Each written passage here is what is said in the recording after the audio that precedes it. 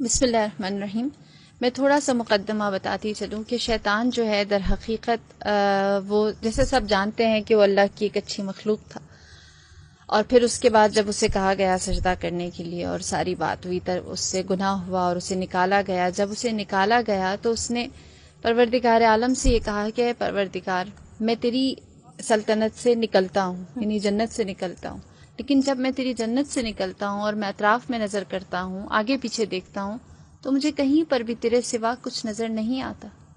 اگر زمین بھی ہے تو تیری ہے، اب میں جاؤں تو کہاں جاؤں؟ تو اس وقت اس نے سب سے پہلے مکان کا سوال کیا کہ میں رہوں گا کہاں پہ؟ تو کہا یہ گیا، جواب یہ آیا کہ جس جگہ پر بھی گناہ ہوگا وہ تیرا مکان ہوگا۔ تو اس نے کہا اچھا میرے لیے خوراک کیا ہوگی، میں کھاؤں گا کیا؟ تو جواب یہ آیا جو بھی غذا، جو بھی لقمہ بغیر بسم اللہ کے بنی آدم اپنے دہن میں ڈالیں گے وہ تیری خوراک ہوگی، لہٰذا بغیر بسم اللہ کی جتنی بھی خوراک ہمارے منہ میں جاتی ہے اس میں شیطان شریک ہوتا ہے۔ پھر اس کے بعد اس نے کہا اچھا اگر مجھے پیاس لگے تو میں کیا پیوں؟ تو کہا تیری لیے جو ہم نے مشروب رکھا ہے وہ شراب ہے۔ پھر اس نے سوال کیا اور کہا کہ تو نے انسان کے لیے کتاب اتاری ہے، مجھے بھی کوئی کتاب دے۔ ان کے لیے قرآن ہے، زبور ہے، انجیل ہے، تورات ہے۔ تو اس وقت کہا یہ گیا کہ تمہارے لیے جادو ٹونا کی کتاب ہے۔ پھر اس نے سوال کیا اور کہا کہ تو نے انسان کے لیے دعا کا راستہ رکھا ہے، وہ جو 4 سمتوں سے اس کے اختیار دیا گیا ہے، اور اللہ نے جو 2 سمتیں انسان کے لیے رکھی، ایک دعا اور دوسرا سجدہ ہے، صحیح۔ تو ان کو ہتھیار دیا ہے دعا کا اور سجدے کا، مجھے بھی ہتھیار چاہیے۔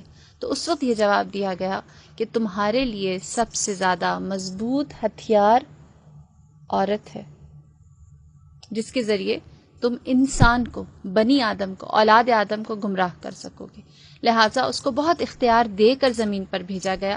اور پھر یہ کہا گیا، جسے ماریہ نے بھی اشارہ کیا، اس نے کہا کہ میں چاہتا ہوں خدایا، میں نے تیری اتنا عرصہ عبادت کی ہے، 40,000 سال زمین پر کی، 40,000 سال آسمان پر کی، 40,000 سال پہلے آسمان پر کی، اور اسی طرح پورا لمبا سلسلہ ہے، 7 آسمانوں پر اس نے اللہ کی عبادت کی، میں نے اتنی عبادت کی، مجھے اس کی جزا کیا ملے گی؟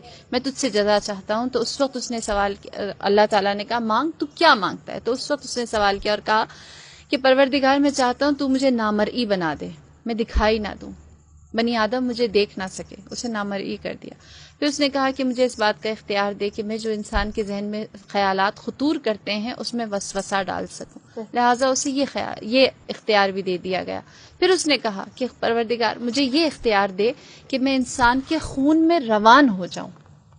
بس اس سے کہا گیا تیرے اعمال کی جزا یہ ہے کہ انسان کے خون میں رواں ہو جائے۔ پھر اس کے بعد اس نے سوال کیا اور کہا کہ مجھے آخری اختیار یہ چاہیے ہے کہ انسان کے اوپر جب قبض روح کی جائے گی اس وقت مجھے اجازت دے کہ میں وقت آخر انسان کی قبض روح کے وقت اس پر آؤں اور اس سے وہ چیز منواؤں جو میں منوانا چاہتا ہوں۔